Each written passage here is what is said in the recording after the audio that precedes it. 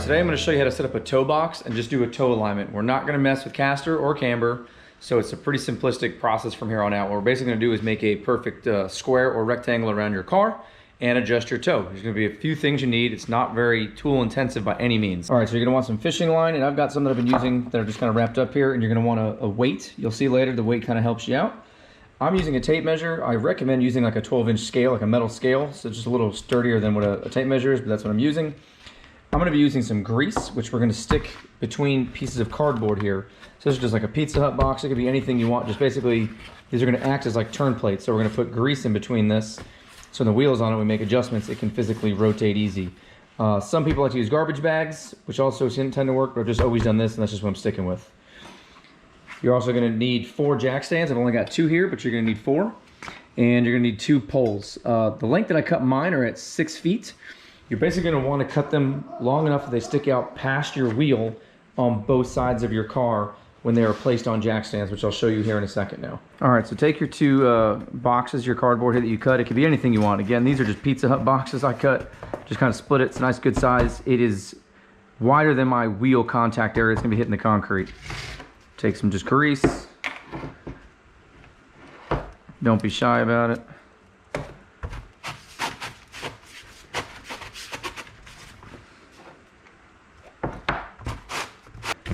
All right, you want to do a little test run of it, just kind of put it on top. You can see it just kind of... All right, so after you've got it all together, kind of put them all in front of the wheels. So you got like these little makeshift turn plate kind of things. Just gonna stick it right in front of the wheel there a little bit.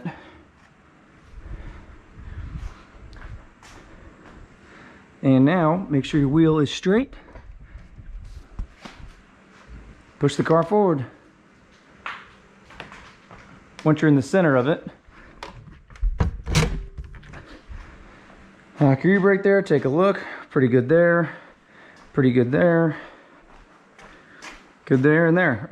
All right, so now that we've got the cardboard all centered on the wheels, I'm gonna grab 2 jack stands here. I'm gonna place them like so, grab one of my bars. Just gonna leave it there for the moment. Go to the back of the car.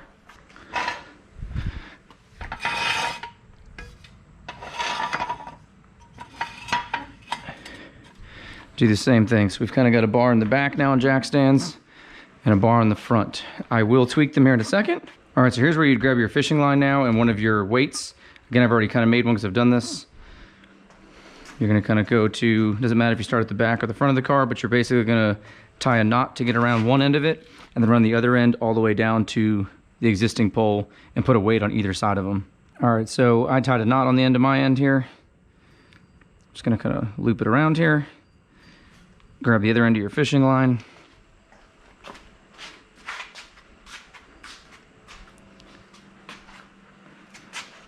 You're gonna pull it kind of taut. Once it's got some tension on it, I'm just gonna loop this around here. That's kind of what the weight is for now. It just sort of keeps some tension on the string so the string is kind of like a guitar string, sort of.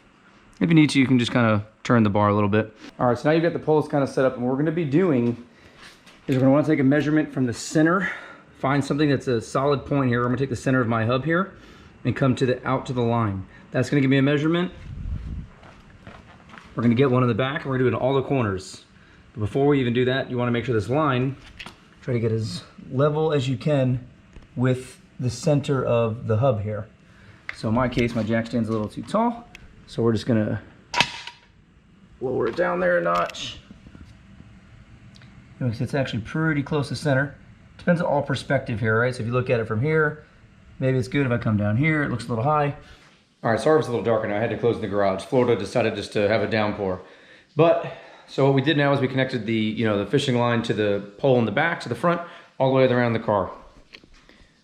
Like so. And I also found my metal scale. So what we're gonna do now is we're gonna find a point on the rim, preferably the center, and we're gonna measure from the center of the hub out to the actual fishing line on every spot of the car, and we're gonna get it all to match, or at least be parallel. So you wanna have, again, like a square going around the car or a rectangle, however the shape is that makes you understand what I'm saying. So in this case, let's see if we can get this. I'm gonna use the 16ths indicator on here. Obviously 32 will be more accurate, but so maybe you guys can see it. We're gonna do it here. So it looks like that's a little bit past, it's a little past 8.5 there. Let's see what the back here shows. You can see how that's really far off. It's almost at 8. So since I'm only using one hand here now, I'm going to take where I tied this and I'm going to kind of push. It might have been quite a bit. If you got 2 people here, so definitely help. Almost 8.5. Let's push it a little bit more in. I'm going to aim for 8.5 right now on this side.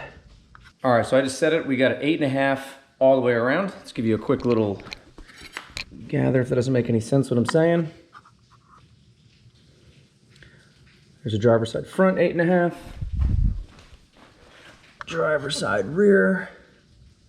Passenger front. Passenger rear. It's gonna be hard to see, but 8.5.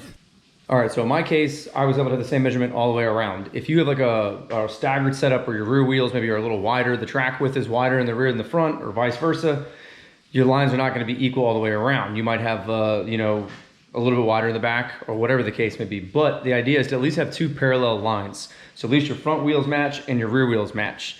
So that'll allow us to then, you know, take a measurement off of the rear of the wheels of the line and the front of the wheels of the line to aid us in getting our toe measurement. Now, the wheel already should have been straight.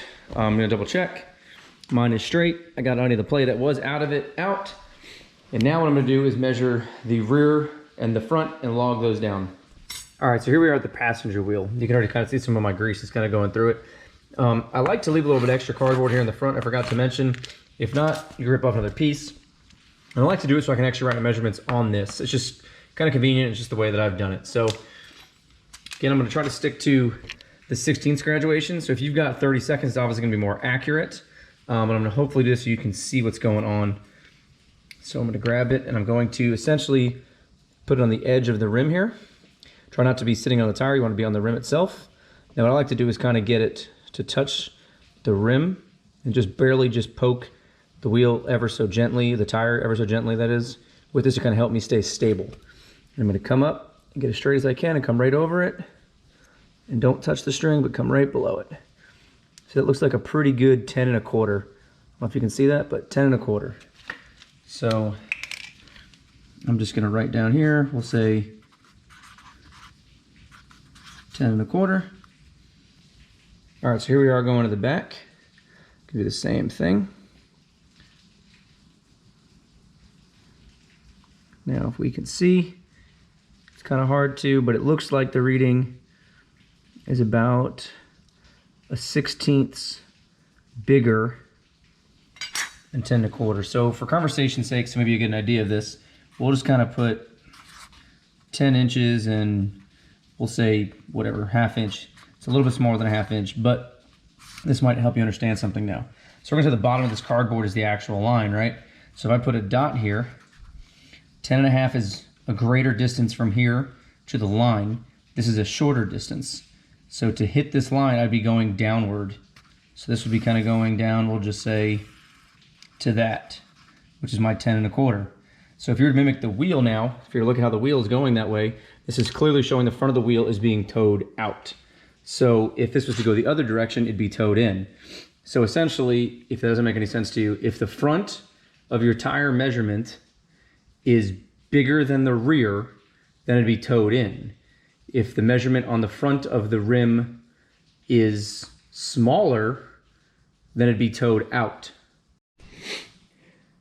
All right, so you're gonna log that on all 4 tires. So if the cardboard is in the front, like I mentioned earlier, it's kind of convenient just to write it there. If you have a whiteboard or something that you can write them all on that. All right, so with those measurements, what I need to do is basically kick the back of the wheel out. So the back of the wheel needs to come towards where I am sitting right now, which would cause the front of the wheel to go inward. All right, so I've got the passenger wheel now with 0 toe, and I've been talking in 1/16 indications. You should be doing everything in 30 seconds to get as precise as you can. I think I said that earlier, but I was showing you the 16th, so hopefully it would show up a little bit easier on the camera.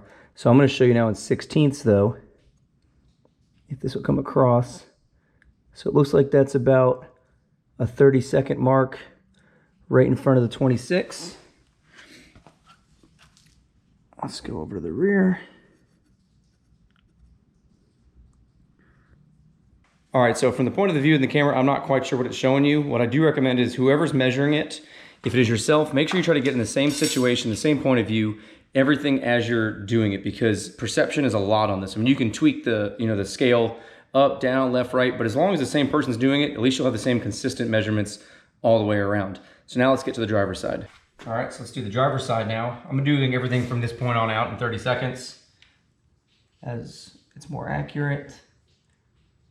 The rear of this driver's side is about almost 2, maybe 1 actual 30-second cricket mark past 26.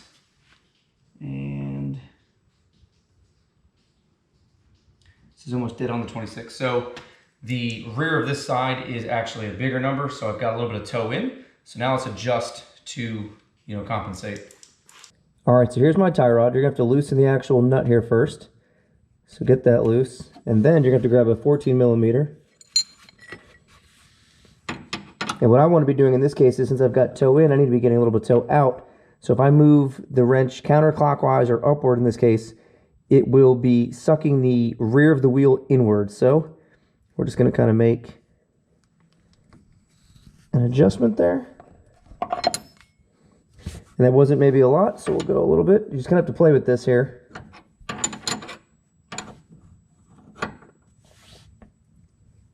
Let's make another one. All right, so for now I'm just gonna kind of hand tighten this nut back up.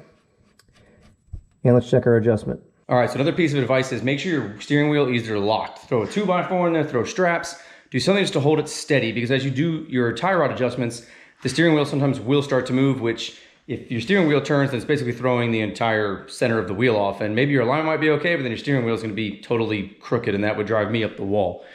So let's just say you make an adjustment and for some reason you're not seeing anything happening. Maybe your grease or whatever the case is that you're using under the tires is just not letting the wheels slide and they're actually grabbing traction. This is a part where there's going to be, some kind of controversy on it, because right now my wheel is centered to what I eyeballed center. And it's where everything's been going off of. But if yours are not moving, again, your wheels are not moving based off adjustments at all, I sometimes will take the wheel and give it a simple little shimmy and then kind of eyeball back where center was. Now this car has no power steering. You saw that moved very easily, so mine are doing what they should be doing as far as the cardboard. Now let's say I do that. What I needed to go back and do is I'm going to measure from the center of the hub again to the line just to make sure everything is still in the center there. And then I will make my adjustments and just go from there. It hasn't really failed me in the past, and I don't normally have to do what I just showed you, but I have done it before. All right, so that's it in a nutshell. So if you want to have like 0 toe all the way around, you'd obviously want the rear of the wheel measurement to match the front of the wheel measurement, and you want the front 2 wheels to match each other. So if, just for conversation's sake, if the rear of the driver's side wheel came out to, let's just say 2-inch, and you got the front to 2-inch, you'd want the passenger to also be 2-inch and 2-inch, which would mean your wheel is centered straight and both wheels are matching each other. Let's say you wanted the front to have like, let's say, I don't know, an 1/8 inch total toe out.